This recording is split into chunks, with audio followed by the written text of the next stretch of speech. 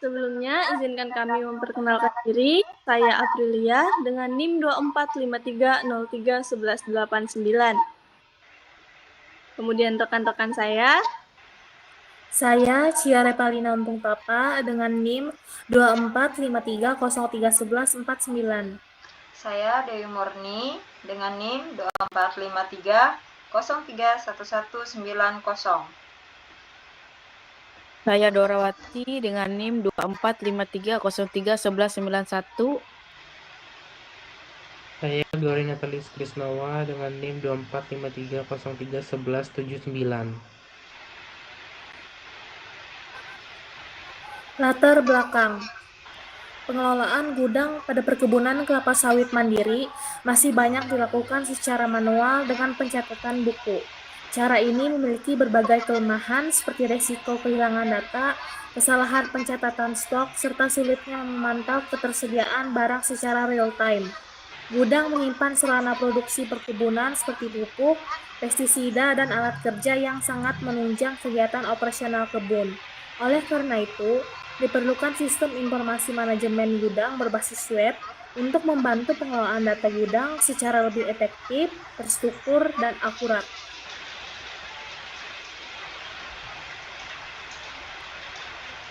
Rumusan masalah. Bagaimana merancang sistem informasi manajemen gudang yang sesuai dengan kebutuhan perkebunan kelapa sawit mandiri? Bagaimana mempermudah proses pencatatan barang masuk dan barang keluar gudang? Bagaimana menyajikan informasi stok dan laporan gudang secara akurat dan mudah dipahami? Tujuan dan manfaat. Membangun sistem informasi manajemen gudang yang terkomputerisasi, mempermudah proses pencatatan dan pengelolaan data barang, meningkatkan keakuratan dan efisiensi dalam pengelolaan stok gudang, mengurangi kesalahan pencatatan yang sering terjadi pada sistem manual, membantu pengguna dalam memperoleh informasi data gudang secara cepat dan tepat.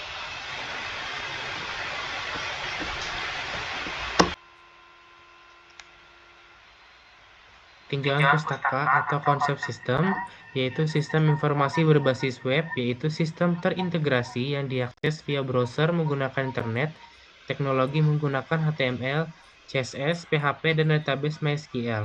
Keunggulan akses mudah tanpa instalasi, efisien, dan meminimalkan kesalahan pencatatan.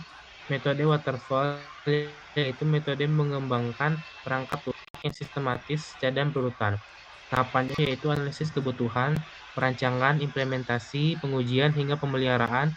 Dipilih karena menghasilkan sistem yang terstruktur dengan dokumentasi yang jelas. DFD atau Data Flow Diagram yaitu alat visualisasi aliran data antar entitas, proses, dan penyimpanan. Digunakan untuk memetakan alur barang masuk, keluar, dan pelaporan stok.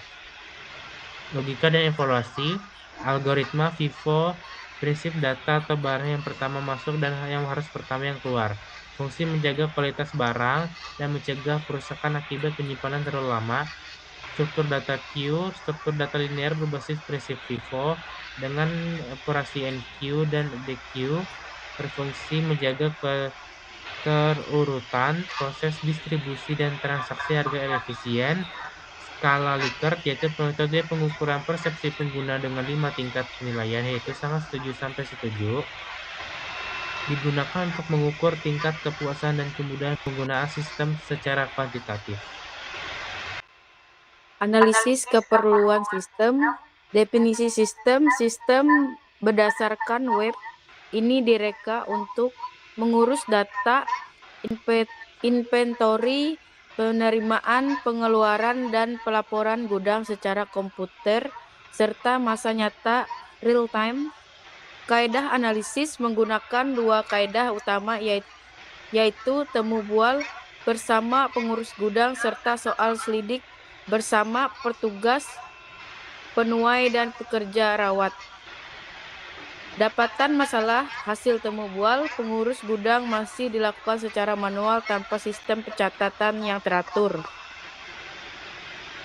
Tidak ada buku rekod khusus untuk gaji atau pengguna, pajak, racun. Validasi data hanya bergantung kepada ingatan pemilik. Resiko kehilangan barang dan kesukaran membantu baki stok Keperluan pengguna: admin mengurus data pengguna, data induk, master data, dan hak akses. Petugas gudang merekod barang masuk keluar dan mengurus stok, melihat laporan. Pemilik memantau keseluruhan keadaan gudang dan laporan stok secara jarak jauh. Keperluan fungsional utama: fitur tambah, kemas kini, padam data barang, baja, racun, alat kerja, pencatatan otomatis transaksi masuk dan keluar, notifikasi baki stok minimum secara masa nyata. Keperluan perizinan dibangun menggunakan bahasa PHP, pemakaian data MySQL, dan pelayanan web Apache. Kemudian pemodelan proses sistem. Yang pertama ada admin. Admin bertugas mengelola data pengguna. Kemudian use case-nya yang dapat dilakukan oleh admin antara lain masuk dan login ke sistem. Kemudian kelola stok pupuk pestisida. Kemudian pencatatan alat kerja, input barang masuk, input barang keluar, laporan stok, dan notifikasi rendah. Pemodelan proses sistem digunakan untuk menggambarkan bagaimana sistem informasi berbasis web bekerja, serta bagaimana interaksi antara pengguna dan sistem. Slide selanjutnya. Desain antarmuka UI UX. Tujuan menciptakan desain antarmuka, desain interface yang sederhana dan intuitif untuk mendukung operasional perkebunan secara mandiri. Prinsip desain fokus pada kemudahan akses fitur inti, terutama melalui perangkat mobile. Pengguna utama admin gudang dan pemilik kebun. Akses masuk sistem. Di sini ada halaman buat akun untuk pengguna baru. Tersedia form pengisian. Yang pertama ada nama lengkap, lalu email, lalu kata sandi, kemudian jabatan. Untuk halaman login, untuk yang sudah memiliki akun, di sini pengguna memasukkan nama lengkap dan kata sandi sesuai akses.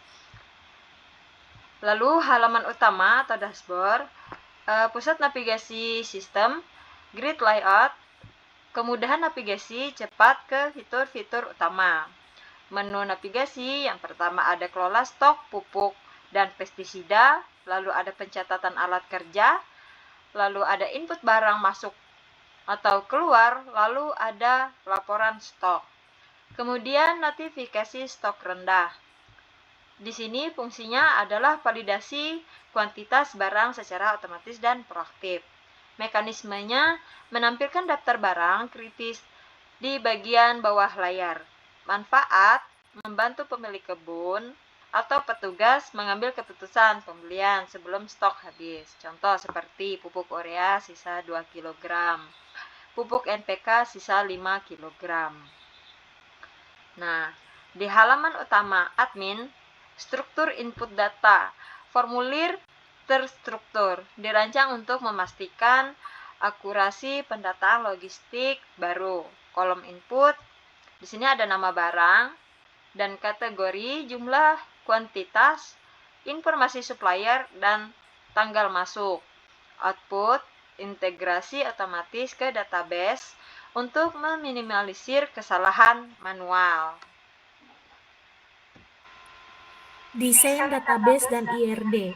Database digunakan untuk menyimpan dan mengelola seluruh data sistem manajemen gudang secara terpusat. Perancangan database divisualisasikan menggunakan Entity Relationship Diagram (IRD). IRD menggambarkan hubungan antar entitas utama dalam sistem. Entitas utama meliputi user, kategori, barang, alat kerja, transaksi masuk, dan transaksi keluar. IRD membantu memastikan struktur data tersusun rapi, konsisten, dan mendukung proses pencatatan stok gudang. Lanjut. Berikut ialah gambar desain IRD-nya. Desain arsitektur sistem. Arsitektur umum, sistem terbagi menjadi presentation layer, application layer, dan data layer. Komponen data layer atau penyimpanan terdiri atas users, menyimpan data pengguna, role atau peran, dan inskripsi password untuk autentikasi, barang dan kategori, mengelola detail stok, satuan dan pengelompokan jenis barang. Transaksi mencatat riwayat barang masuk dan keluar beserta waktu dan pelakunya. Alat kerja mengelola data aset, peralatan kebun atau inventaris. Notifikasi menyimpan peringatan sistem untuk stok rendah.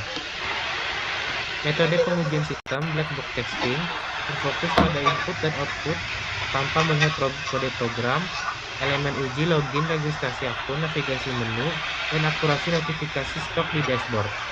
White box testing berfokus pada struktur internal, alur logika, dan keamanan backend. Elemen uji logika aritmatika stok, percabangan hak akses, dan keamanan inskripsi. Skenario uji, test case transaksi, fokus pengujian fitur input barang masuk dan keluar. Skenario utama input valid, stok bertambah berkurang sesuai input barang masuk keluar. Validasi input, sistem menolak angka negatif atau form kosong. Validasi logika, sistem menolak transaksi jika stok tidak mencukupi. Notifikasi real time, dashboard otomatis memunculkan peringatan jika sisa stok menyentuh batas minimum setelah transaksi. Perancangan algoritma dan struktur data, alur pendaftaran akun, input, nama, email, kata sandi, jabatan, validasi, sistem melihat format email dan kata sandi baru, output, data disimpan ke pangkalan data dan pengguna boleh mulai login masuk. Alur login masuk dan navigasi, pengguna perlu melalui proses autentikasi, nama, email, dan kata sandi. Terdapat 3 jalur utama, masuk dashboard, daftar baru, atau lupa kata sandi. Mekanisme dashboard berfungsi sebagai pusat navigasi utama dengan 4 menu utama, pengurus barang dan alat, serta transaksi disimpan. Sistem perancangan otomatis mengemas baki stok selepas setiap transaksi disimpan. Sistem pemantauan pintar, notifikasi stok rendah. Sistem menjalankan login semakin otomatis jika stok di bawah minimum. Amaran visual akan dipaparkan di dashboard untuk tindakan pembelian segera pada pemilik. Hasil akhir output, pengguna boleh menjalan dan mencetak laporan otomatis untuk tujuan penilaian stok gudang sebelum sesi selesai atau long out. Kemudian metodologi pengembangan sistem. Perencanaan maintenance system. Perencanaan maintenance system merupakan kegiatan pemeliharaan yang dilakukan secara terstruktur dan berkelanjutan untuk memastikan sistem informasi manajemen gudang dapat berjalan dengan baik, aman, dan sesuai dengan kebutuhan pengguna. Maintenance dilakukan setelah sistem diimplementasikan dan digunakan secara aktif oleh admin maupun pengguna gudang. Kemudian, corrective maintenance atau perawatan korektif tujuannya mengatasi error pada sistem dan mengembalikan fungsi sistem agar berjalan normal dan meningkatkan kenyamanan pengguna. Untuk contoh penerapan pada sistem manajemen gudang, yang pertama ada kesalahan input data stok, yaitu data barang tidak tersimpan atau stok tidak terupdate. Untuk solusinya, perbaikan validasi input dan query database. Kedua, notifikasi stok rendah tidak muncul, yaitu peringatan stok minimum gagal ditampilkan. Untuk solusinya, perbaikan logika perhitungan stok dan trigger notifikasi. Ketiga, gagal membuat akun baru, yaitu data akun tidak tersimpan meski form sudah diisi. Untuk solusinya, pengecekan validasi data dan koneksi database. Keempat, kesalahan tampilan antarmuka atau UI, yaitu tombol tidak berfungsi dan tampilan tidak responsif. Untuk solusinya, perbaikan kode antarmuka UI. Waktu pelaksanaannya dilakukan sewaktu-waktu ketika terjadi error dan berdasarkan laporan pengguna atau hasil monitoring sistem. Kemudian dia itu ada adaptive maintenance, perawatan adaptif, yaitu tujuannya untuk menjaga sistem tetap relevan. menyesuaikan sistem dan kebijakan atau proses kerja baru. Kemudian mengakomodasi perubahan perangkat atau sistem operasi. Contohnya penerapannya pada sistem manajemen gudang. Yang pertama, penambahan fitur baru, yaitu penambahan jenis barang baru, misalnya bibit atau alat panen. Lalu, penambahan peran pengguna, seperti kepala gudang atau mandor. Yang kedua, perubahan proses bisnis, yaitu seperti penyesuaian alur input barang masuk atau keluar. Lalu, penyesuaian sistem laporan sesuai kebijakan perusahaan. Yang ketiga, ada adaptasi perangkat, yaitu penyesuaian tampilan agar optimal di smartphone atau tablet. Ya, selanjutnya penyesuaian sistem dengan versi iOS terbaru. Yang keempat, ada integrasi sistem. Integrasi sistem dengan keuangan atau pembelian. Kemudian penambahan fitur seperti explore, lapor ke PDF atau Excel. Untuk waktu pelaksanaannya dilakukan ketika ada perubahan kebutuhan dan bersifat terencana dan tidak mendesak. Kemudian preventive maintenance, yaitu perawatan preventif. Pemeliharaan sistem yang dilakukan secara rutin untuk mencegah kerusakan di masa depan. Tujuannya menjaga stabil sistem, mencegah kehilangan data, dan menjaga keamanan sistem. Untuk contoh penerapannya seperti backup data berkala, update sistem dan keamanan, kemudian monitoring perform sistem, kemudian ada audit keamanan dan hak akses, dan pembersihan dan arsip data. Untuk waktu pelaksanaannya dilakukan secara terjadwal tanpa menunggu terjadinya kesalahan. Kesimpulannya, ringkas pengembangan sistem, digitalisasi mengubah pengelolaan gudang dari metode manual seperti buku besar ke sistem berbasis web. Efisiensi mempercepat proses pembuatan laporan dan monitoring stok secara real time. Keandalan menjamin keteraturan distribusi barang dengan algoritma FIFO dan struktur data QA. Dampak implementasi bagi pemilik, kemudahan pantauan aset kebun dari mana saja. Bagi petugas, pencatatan keluar masuk barang yang lebih sederhana dan cepat. Bagi keberlanjutan, menjaga kualitas logistik seperti pupuk melalui manajemen stok yang tertata. Dengan ini, jika ada kesalahan mohon dimaafkan, jika ada kritik atau saran kami sangat menerima. Wabillahi taufiq wal hidayah. Wassalamualaikum warahmatullahi wabarakatuh. Terima kasih.